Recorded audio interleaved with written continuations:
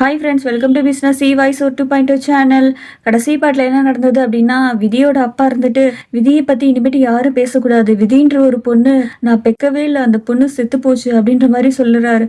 அதை கேட்டு தங்கச்சியோ, அப்பா நீங்கள் அவசரப்படாதீங்க அப்படின்ற மாதிரி, இதுக்கப்புறம் நீ விதியை பற்றி பேசக்கூடாது, யோசிக்கவே கூடாது அப்படின்னு சொல்லிட்டு அவங்க அப்பாவுக்கும் அவங்க தங்கச்சிக்கும் வார்ன் பண்ணுறாரு. இந்த சைடு விதான் ரூமை போய் ஓப்பன் பண்ணுறான்.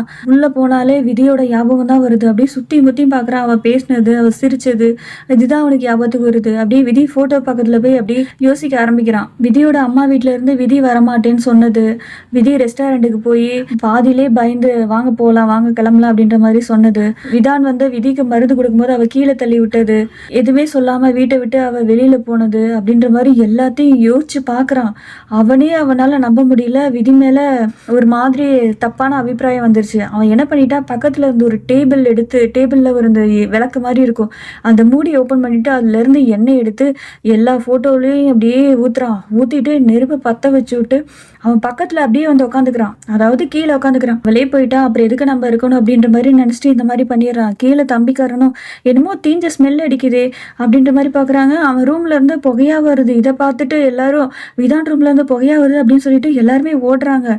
இந்த சைடு அங்குளும் வில்லியும் இவன் ரொம்ப ஓவரா பண்ணிட்டு இருக்கான்ல, சிறுவா போய் பார்க்கலாம் அப்படின்ற மாதிரி 2 பேரும் போறாங்க.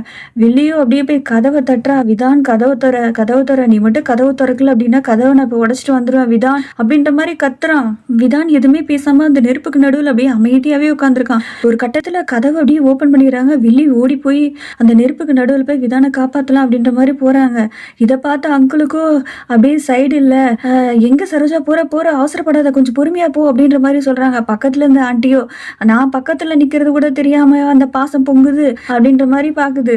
அப்படியே வில்லி போய் நெருப்புக்கு நடுவில் போய் விதான் பக்கத்துல போய் உட்காந்து, விதான் என்ன பண்ற நீ, உனக்கு என்ன பைத்தியத்தையும் பிடிச்சிருச்சா, ஏன்டா இந்த மாதிரிலாம் முடிவெடுக்கிற, வாடா இங்கேருந்து போகலாம் அப்படின்னு கூப்பிடுறாங்க. அவன் அப்படியே அமைதியாவே உட்காந்துருக்கான். ஒரு மேல இருந்து ஒரு கட்டையில இருந்து நெருப்பு வந்து விதான் மேல விழுக போது அந்த கட்டையை கையாலேயே வில்லி அப்படியே தடுத்து நிறுத்திடுது அப்படின்னா கையை வச்சு அப்படியே தள்ளி விட்டுருது. வா விதான் இங்க இருந்து போகலாம் அப்படின்னு சொல்லிட்டு விதானை கூட்டிட்டு அப்படியே வெளியில வந்துடுறாங்க. வெளியே இருந்துட்டு அப்படியே பேச ஆரம்பிக்குது. ஏன் விதான் நீ இந்த மாதிரி பண்ற, அவ மேல நீ அன்பு வச்சிருக்கின்றது எனக்கு தெரியும், அதுக்காக என்னை பத்தி நீ யோசிக்காம எப்படி நீ இந்த மாதிரி முடிவெடுக்கலாம், ஒரு நிமிஷத்துல எல்லாத்தையும் மறந்துட்டிய விதான் அப்படின்னு சொல்லிட்டு ஒரு நாடகம் மாதிரி இந்த சைடு வில்லி போட ஆரம்பிக்குது. சித்தப்பாவோ இதை பார்த்துட்டு அப்படியே டென்ஷன் ஆயிட்டு, இப்ப பாத்தீங்களா எல்லாமே உங்க பொண்ணுனால மட்டும்தான், உங்க பொண்ணை நான் அவங்க மருமகளா கூட்டிட்டு வந்தோம், பதிலுக்கு அவ என்ன பண்ணா பாத்தீங்களா, எங்களோட மரியாதை நம்பிக்கை இது எல்லாத்தையும் எடுத்துட்டு அவ ஒரே தடியா போயிட்டா. இப்ப பாத்தீங்களா இவன் எப்படி இருக்கான், பாத்தீங்களா இவன் உயிரோட பணமாக்கிட்டாலே உங்க பொண்ணு, இப்போ போதுமா உங்களுக்கு, தயவு செஞ்சு இங்கேருந்து கிளம்பிடுங்க அப்படின்ற மாதிரி சித்தப்பா ஒரு மாதிரி கோவமாக சொல்லிடுறாரு. இந்த சைடு விதியோட அப்பா அம்மா தங்கச்சி அப்படியே போகிறாங்க. போகும்போது தம்பியை பார்த்துட்டு ஒரு மாதிரி ஃபீல் பண்ணுறா. அவன் கூட சேர்ந்து ஊர் சுற்றுனது, லவ் ப்ரப்போஸ் பண்ணது, இதெல்லாம் நினச்சி பார்த்துட்டு இதெல்லாம் நடக்காது இல்லை அப்படின்ற மாதிரி ஃபீல் பண்ணுறாங்க 2 பேரும். இந்த சைடு அங்கிளும் சும்மாவே இருக்க மாட்டேங்கிறாரு. கிடைக்கிற கேப்ல எல்லாம் சரோஜா சரோஜா சரோஜான்னு அப்படியே பிராணம் பாடிட்டே இருக்கிறாரு. ஆண்டி கிட்ட சொல்றாரு, அவினாஷ் உனக்கு புரியுதா, சரோஜா பார்த்து என்னமோ வளர்ப்பு தாயின்னு சொன்னீங்க, இப்ப பாத்தீங்களா அவ உயிரை கொடுத்து விதானை காப்பாத்திருக்கா, அவ மட்டும் இல்லாட்டி விதான் என்ன ஆவான், இதுக்கப்புறம் அவளை ஏதாவது வளர்ப்பு தாயி அவளை பத்தி ஏதாவது குறை சொன்னீங்க நான் டென்ஷன் ஆயிருவேன் அப்படின்ற மாதிரியே சொல்றதை கேட்டு ஆண்டிக்கோ என்ன சொல்றதுன்னே தெரியல. டைம் கிடைக்கும் போது வச்சுக்கிறேன்டா அப்படின்ற மாதிரி ஃபீல் பண்றாங்க.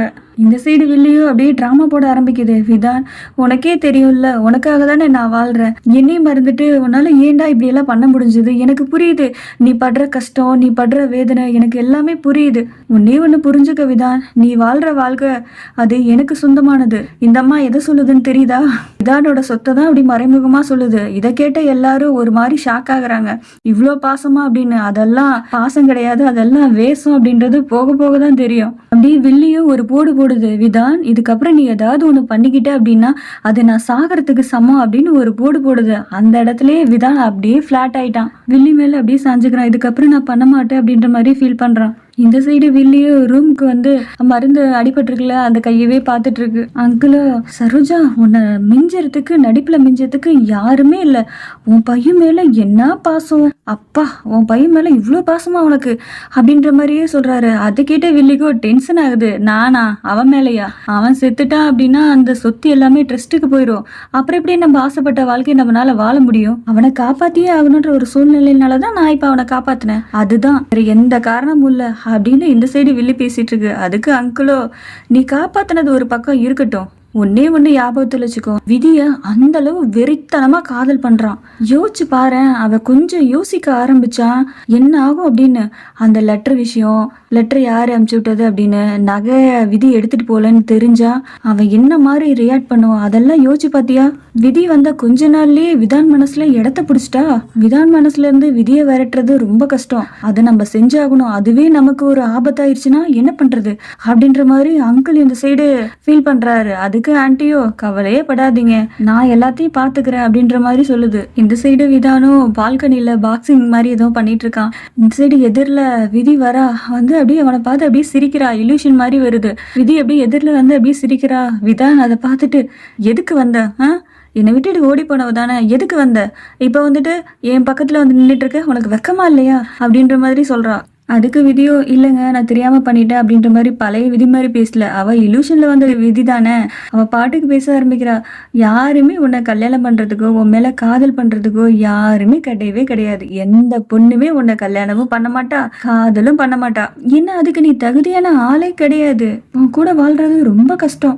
ஏன்னா நீ அம்மா பிள்ளை, அம்மா பேச்சை கேட்டுக்கிட்டே சுத்திக்கிட்டே இருப்பியே அப்படின்ற மாதிரி அவ பேசிக்கிட்டே இருக்கா. இந்த சைடு விதானோ, இதை பத்தி பேசுறதுக்கு உனக்கு எந்த தகுதியுமே கிடையாது. இப்ப இங்க இருந்து போறியா இல்லையா, நான் உன்னை அடியோட வெறுக்கிறேன், தயவு செஞ்சு இங்க இருந்து போ அப்படின்னு சொல்லிட்டு கத்துறான். அந்த பாக்ஸிங் பிடிச்சி அப்படியே குத்துறான்.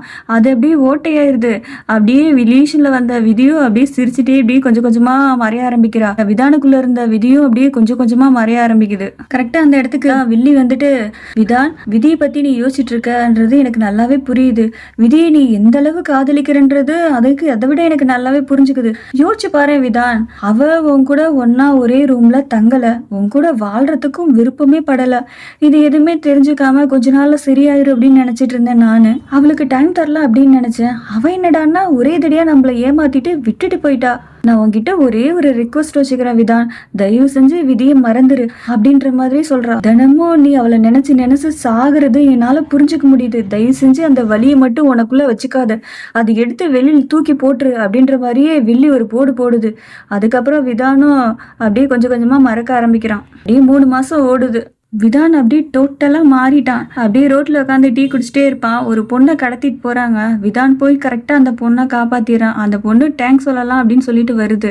அதுக்கு அவனும், எங்க அம்மாவை தவிர வேற யாரும் என் பக்கத்துல வரக்கூடாது அப்படின்னு சொல்லிட்டு அந்த சைடு போயிடுறான். விதி போனதுக்கு அப்புறம் எல்லா பொண்கள் மேலயும் இவனுக்கு வெறுப்பு தான் வந்திருக்கும் போல. இந்த சைடு ஹாஸ்பிட்டல்ல ஒரு பொண்ணு அப்படியே கையை அசைக்குது. அதை பார்த்த நர்ஸ் உடனே போய் டாக்டரை கூட்டிட்டு வந்துட்டு, இந்த பொண்ணு 3 மாசம் கழிச்சு இப்பதான் கொஞ்சம் கொஞ்சமா உடம்பு தேறி கண்ணை முழிச்சு வந்திருக்கு அப்படின்ற மாதிரி சொல்லுது. அதுக்கு டாக்டரோ, உன் பேர் என்னம்மா, எப்படி இருக்க அப்படின்ற மாதிரி பேச்சு கொடுக்க ஆரம்பிக்கிறாங்க. என் பேரு விதி அப்படின்னு சொல்லிட்டு அந்த பொண்ணு அப்படியே மயக்கம் போட்டு விழுந்துருது. பார்த்தா நம்ம விதிக்கு என்னாச்சு, முகம் ஃபுல்லா ஏன் கட்டா இருக்கு அப்படின்றது தெரியல. இந்த சைடு பிரீத்தியும், அதான் விதியோட தங்கச்சியும் விதானோட தம்பியும் போன்ல வீடியோ கால்ல பேசிட்டு இருக்காங்க. எப்ப பாரு சோகமாவே இருக்க, கொஞ்சம் ஃப்ரீயா பேசு, கொஞ்சம் சிரி அப்படின்ற மாதிரியே தம்பிக்காரன் பேசுறான். இவன் உம்முனே இருக்கா, நான் உன்னை மட்டும் கல்யாணம் பண்ணிக்கிட்டேன்னா எப்ப பாரு உன்னை சிரிக்க வச்சுட்டே இருப்பேன் அப்படின்ற மாதிரி இவன் இந்த சைடு பேசுறத சித்திக்காரி கேட்டுறா. டே, இதுக்கு ஏதாவது ஒரு முடிவு கட்டண்டா, இருங்கடா அப்படின்ற மாதிரி இந்த சைடு யோசிக்குது சித்தி. இந்த சைடு பண்டிதர்கிட்ட அடுத்து வில்லி பேச ஆரம்பிக்குது. 3 மாசம் ஆச்சு உங்களை பொண்ணு பார்க்க சொல்லிக்கிட்டே இருக்கேன், நீங்க எந்த பதிலும் சொல்லாமே இருக்கீங்களே அப்படின்ற மாதிரி கேக்குது. அதுக்கு பண்டிதரும் சொல்றாரு, விதானை பத்தி கேட்டதுக்கு அப்புறம் யாருமே பொண்ணு கொடுக்கறதுக்கு பயப்படுறாங்க. அது மட்டும் இல்லாம விதானோட ஃபர்ஸ்ட் ஒய்ஃபு ஓடி போயிட்டா. இந்த பிரச்சனைக்கு நடுவுல இந்த மாதிரி பொண்ணு கொடுக்கறதுக்குனாலதான் விதான் கிட்ட யாருமே வரமாட்டேங்குது அப்படின்ற மாதிரி பேசுறாங்க. இதை கேட்ட வில்லியோ, பரவாயில்ல, ஏழ்மையான பொண்ணா இருந்தாலும் பரவாயில்ல, நல்ல பொண்ணா இருக்கணும், அந்த மாதிரி ஒரு நல்ல பொண்ணா பார்த்து கல்யாணம் பண்றதுக்கு ஏதாவது பொண்ணு பாருங்க அப்படின்ற மாதிரியே சொல்லுது. விதி மாதிரி ஒரு ஆள் கிடைச்ச மாதிரி இன்னொரு ஆள் அப்படியே தேடிட்டு இருக்கு போல. 3 மாசம் ஆச்சு, இந்த 3 மாசத்துல எந்த பொண்ணுமே கிடைக்கலையே, அடுத்து நம்ம என்ன பண்றது, நம்ம திட்டம் நிறைவேற்றணும் அப்படின்னா கண்டிப்பா ஏதாவது ஒரு பொண்ணை இவன் தலையில கட்டியே ஆகணும் அப்படின்ற மாதிரி மறுதிருப்பி ஒரு ஹெச்ச போடுதுங்க. அடுத்து யார் மாட்ட போறாங்கன்னே தெரியல. இந்த பக்கம் விதான சாப்பிட்றதுக்காக வரான். வந்து சாப்பாட்டுல கை வச்சு சாப்பிட ஆரம்பிக்கிறான். சாப்பாடை சாப்பிட்ட உடனே ஒரு வாய் வச்ச உடனே சாப்பாட்டுல அந்த தட்டை எடுத்து அப்படியே தூக்கி வீசிடுறான். இதை பார்த்து எல்லாத்துக்கும் ஒரு ஷாக்கு. அது என்னாச்சுப்பா அப்படின்ற மாதிரி கேட்குறான். வீட்டுல நிம்மதியா ஒரு வாய் சாப்பாடு கூட சாப்பிட முடியல, சாப்பாடு எல்லாமே உப்பா இருக்கு அப்படின்னு சொல்லிட்டு இவன் பாட்டுக்கு ஒரு பக்கம் கத்துறான். அதுக்கு வெளியோ, கொஞ்ச நேரம் இருப்பா, நான் சாப்பாடு ஏதோ பண்ணி தரேன் அப்படின்ற மாதிரி, எனக்கு இப்ப சாப்பிட்ற மூடு இல்லை அப்படின்னு சொல்லிட்டு அவன் அந்த சைடு போயிடுறான். இந்த சைடு விதி போனதுக்கப்புறம் தான் இவன் இந்த மாதிரியெல்லாம் ஆக ஆரம்பிச்சிட்டான். எல்லாத்துக்கும் காரணம் விதி தான் அப்படின்ற மாதிரி இந்த சைடு விதி மேல பழி மேல பழி போட்டுட்டு இருக்காங்க. இவன் மாறினதுக்கும் இவன் கோவப்படுறதுக்கும் விதி என்ன பண்ணுவா? இந்த சைடு ஹாஸ்பிட்டலுக்குள்ள ஒரு புது கேரக்டர் உள்ள வருது. அவங்களும் டாக்டர் அப்படியே பேசிட்டே வராங்க. இந்த பொண்ணு இப்போதான் கண்ணு முழிச்சிச்சு, அந்த பொண்ணு பேர் கூட சொல்லுச்சு அப்படின்ற மாதிரி சொன்ன உடனே அதுக்கு அந்த அம்மாவும் அந்த பொண்ணு பேர் என்ன அப்படின்ற மாதிரி கேக்குறாங்க. அந்த பொண்ணு பேரு விதி அப்படின்னு சொல்லிட்டே அந்த பொண்ணு மயக்கத்திலேயே விழுந்துருச்சு அப்படின்ற மாதிரி சொல்றாங்க. டாக்டர் அப்படியே பேச ஆரம்பிக்கிறாங்க. 3 மாசத்துக்கு முன்னாடி இந்த பொண்ணை நீங்க தான் காப்பாத்தி கொண்டுட்டு வந்தீங்க. இப்போ இந்த பொண்ணு உயிரோட இருக்கு அப்படின்னா அதுக்கு காரணமே நீங்க தான். அந்த பொண்ணுக்காக உங்களோட பணத்தையும் உங்களோட நேரத்தையும் நீங்க செலவு பண்ணியிருக்கீங்க. இதுக்கெல்லாம் ஒரு பெரிய மனசு வேணுங்க மேடம் அப்படின்ற மாதிரி சொல்லுது டாக்டர். இந்த அம்மாவோ எப்ப கட்ட பிரிப்பீங்க அப்படின்ற மாதிரி கேக்குது. இன்னும் ஒன்று 2 நாள்ல கட்ட பிரிச்சிடலாம் அப்படின்ற மாதிரி சொல்றாங்க. விதிக்கு என்னாச்சு, முகம் ஃபுல்லா ஏன் கட்டு போட்டிருக்காங்க அப்படின்னு போக போக நம்ம பார்க்கலாம். அடுத்த எபிசோடுக்காக காத்துருங்க. அது வரைக்கும் பாய் ஃப்ரெண்ட்ஸ்.